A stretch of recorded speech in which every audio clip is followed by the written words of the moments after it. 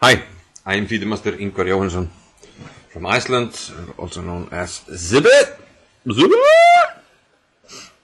And I am very happy because I beat Computer Impossible, man. Yeah, I'm not a big fan of playing computers, but I've been watching some other YouTubers doing it lately, and I thought I'd give it a go. Tried one game the other day and managed to draw with white. And I played some games earlier tonight, lost them both. But then I finally managed to beat it on the 4th or 5th try. I think the 4th or 5th, yeah. And, well, let's have a look at the game. I deserve that. So the computer opened with G3, I was black. And, well, we need to document our first victory against this computer. I don't think this is, I mean, all computers are strong, relatively, but compared to other computers, this one is not very strong. But still, beating a computer is really hard, so I was pretty happy. D5, and yeah, I decided to play the London system with colors reversed. Actually, it's also called the London system with black, I believe, against the Re3 system. So D3, Bishop F5, Knight F3. So white is playing a sort of King's Indian with colors reversed. And one G3 is named after Banco, I believe. So E6. Yeah, if Knight H4 now, then Bishop G4, and you can't chase the bishop away because Knight on H4 will hang because of the queen. So Knight C3, now I can make a square for my bishop here and keep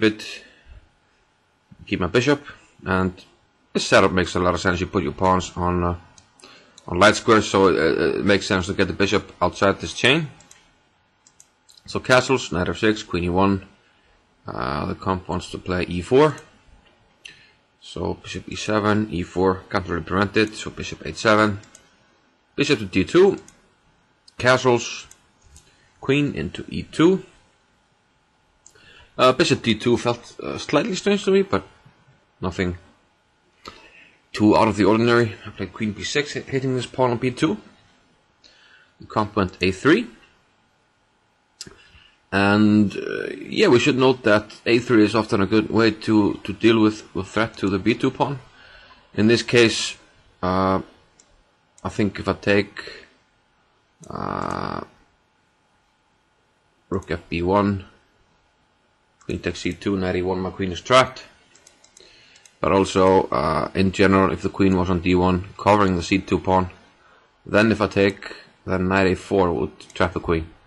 Here we're pretending that. Why can't I move it? Knight A4, yeah. Okay, we're pretending here that the queen is actually on D1, so this is covered, and this is a nice trick here to trap the queen. Oh, no, I'm confused. I'm confused. Usually the pawn is on D4 and there's a bishop here. So, okay, that's totally different. But I can show you, just in case. I mean, there are many lines where this is possible. I've had it in the perk defense. But let's do it from the perk, just to add some variety. Something like this. Bishop E3, like this. Castle C6. Bishop D3, Queen B6. So here I can play A3. Queen takes B2, Knight A4, traps the queen. Knight covers this, bishop covers this, pawn covers this, pawn covers this, knight covers this, knight covers this, and there's no square for the queen. So this is what I was trying to demonstrate in the game, but yeah. Sort of going on a tangent here. I'm never taking on B2, so yeah, excuse me for that. Knight BD7, E5, and Knight D8. And I was sort of fishing for this E5. I like it with both colors when they go here, because now the structure is fixed, and I have a clear plan of attacking on this side of the board, maybe moving the queen, attacking with the pawns at some point, you know, maybe prepare it. And this bishop becomes better, and once I play C4, it becomes a real factor in the game. You know, it stands quite well often, and also in defense if I need it. Now Queen E3, and here, well, if I take or not really depends on the opponent, and against a weaker opponent I might retreat the queen, but here I was quite happy to exchange queens against the computer. Yeah, because the chances for a draw are higher, and there's less stuff to calculate. The computers are better at calculating. So knight c7, rook e1. And I just have a clear plan of advancing my queenside pawns. You can't really do much about it. Rook c8, knight h4. I mean, what's he really doing? f4, f5 is the only plan, but it's not really doing anything. And I'm certainly not taking here, even though he gets a double pawn. I didn't even notice it till now that I could take, because I want to keep the bishop here. And if I give this guy away, I just leave some weaknesses behind that I shouldn't do. So b5, I go on with my plan. a4, b4. Now I have a space advantage on the queen side. Rook b8. Yeah, I just wanted to get out of this diagonal. And actually, my plan was to play knight a8 to b6 to help support the c4 push. Okay, knight b2. Trying to stop this here.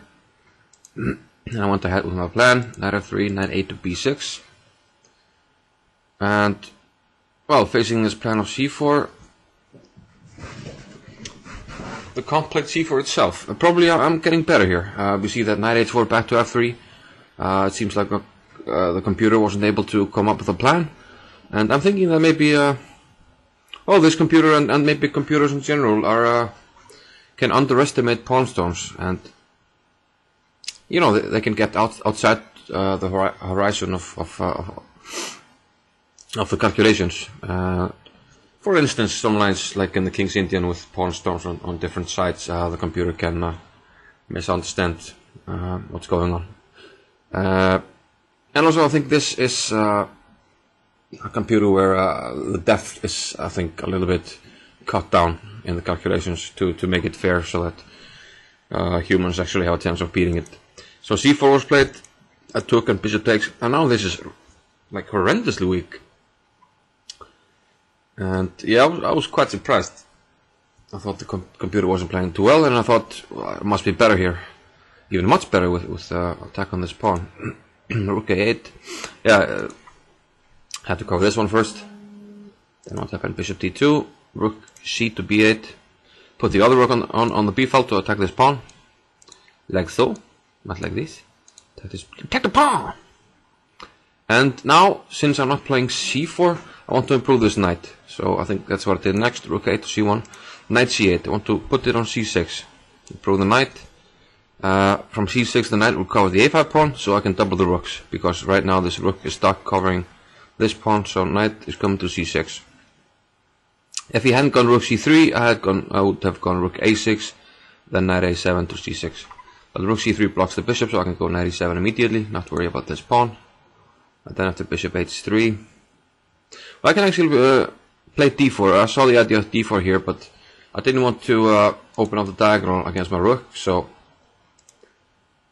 I played knight a7, bishop h3, and now knight c6.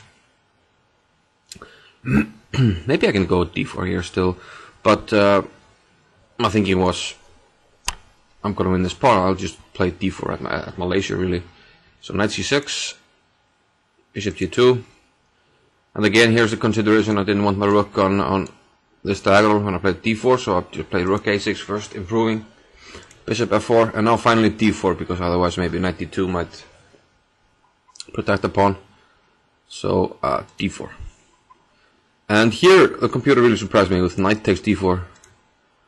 And probably the computer evaluates that, okay, I'm winning this pawn, and most likely I'm going to win another pawn, because knight b4 is coming, and there are two weak pawns. So losing two pawns or losing a piece against a pawn must be the same calculation for the computer, so knight takes d4 was what he played. But now I'm just completely winning, I'm just a piece off, so. But I took my time here, no rush. I could take on b3, but I didn't want any counterplay. Because if I make a tactical error, the computer will find it immediately, so rook takes b3. I mean, I could play it, but I can't. I didn't want to give any activity like the knight moves and now rook b7. Actually, that could be a problem. So I didn't want to do that. So I just played knight b6, bring another piece closer to where the action is, and I want to exchange these knights because his knight is more active than mine. Now rook d8, I want to play knight d5, g4, knight d5, rook e3, and here I was really thinking about just the time control was 5-2, so 5 minutes for the game and 2 seconds. So I didn't want to give any chances, any mistakes. So f4, f5 was coming, so I thought I'll prevent that with g5, and now knight e6 completely blocking f4. And now I can focus on doubling on the b file, rook b4, improving the rook a little bit, attacking the pawn. So rook d to b8, and now I was threatening knight d4, hitting the rook and the pawn. But before I go knight d4, I do not want to give any chances, so I move the rook from this diagonal, rook a to b7, f3. And this move isn't really necessary, but I thought, okay, let's just improve another piece somehow. It's probably better here. Once I move a pawn or something, it's a better diagonal. I can also push h5. Just small moves, no rush, trying to take my time and not make any mistakes. And here I was thinking about moving a knight, but I didn't want e6, so I thought the rook would stand better here. And you sort of, built up, okay, maybe the rook's better here. I started to go to b7, but then I thought, okay, it's better on b6. And I have all the time in the world, so I don't really need to make any great decisions. King f1, and now I played d4. I could have done this a while ago, and now I win this pawn. And here, if rook e1, then I take on d3, and again the computer decided to sacrifice. But now I just have a whole rook. But notice that it's maybe hard to break through, so I decided to give up that exchange immediately. Rook takes b3. Also get a pawn, and now I'm just a piece up, a clear piece, and the pawns are equal. Plus, there are a number of pawns that are going to drop off the board real quick. So king e2. And let's just go quickly here. I just play king g7, and probably the computer can't do anything because it just gave up the pawn on a4, which I took. And now I'm a piece up, and the pawn. And yeah, I want to free my a-pawn here. And actually I can play a2 here also, which I probably should have, but I just took and played knight takes d3, and now a2 is coming next move. And it doesn't really matter what the computer does, it took on d3, and I made a queen. And here of course the game is over, I can win easily, but I started to toy with the computer. Unfortunately the computer doesn't have any feelings, so probably didn't care that I was playing around with it, but I had fun with it. And of course the plan here is to make a bishop and a knight. So I move a little closer, I take the bishop. I'm careful of not stalemating, of course. Here I sack the queen, and now I'll make a knight. And then just bring the knight back, followed by giving up the pawns here. So now I have to mate the computer with a bishop and a knight. Small practice. So we reached this position on move 91. Yeah, so I managed to do it in about 30 moves. And you just centralize your pieces, and that's what I do. Put the knight in the center of the board, bring the bishop. And here I'm actually treating it like the king is already on the side of the board. So if it's over there, this is how you run with the king. you make a waiting move, he has to move. And now if king back, you go knight check. And if king here, then king here, etc. And at some point he has to move back. He did go king d4, I went here, and he went king c3. If he goes king d3, I go here, and then bishop check, and he has to move back. And we make some progress. He went there, actually going for the right corner. Yeah, here I just focused on in general, you want to keep the knight on the same colored square as your bishop, because from there the knight covers different color complexes than your bishop. So together we're controlling all these squares, as you can see. So there's no way for the king to run. And also the king is covering this. So the king is boxed in. And now all we have to do is improve our king a little bit. I actually took my time here, but finally managed to do it. Now I can bring my bishop here first. Just getting into a position that I recognize. And now I play bishop here. And now it looks like I started over here and running it this way. So now I found a position where I know the patterns, and from here I moved really fast. King here. And now the king is just stuck in the corner. Knight G7, sorry, it's B2 actually, we're looking at it from back side. And now I cover this square. Boom, boom. King's stuck on these two squares because once it goes here with check, we're covering everything. King must move back. Now only two squares, so now we're mating. Bishop moves back, knight A3 check, and bishop G7. Checkmate! Czechoslovakia! Yeah, that was pretty nice, pretty sweet. Yeah, a lot of people watching. I appreciate the support and the nice comments, and I promised that I would make this video. So here it is, my first win against Comp4-IMPOSSIBLE. Hope you liked it. I surely enjoyed it, and I'll see you later. Bye bye.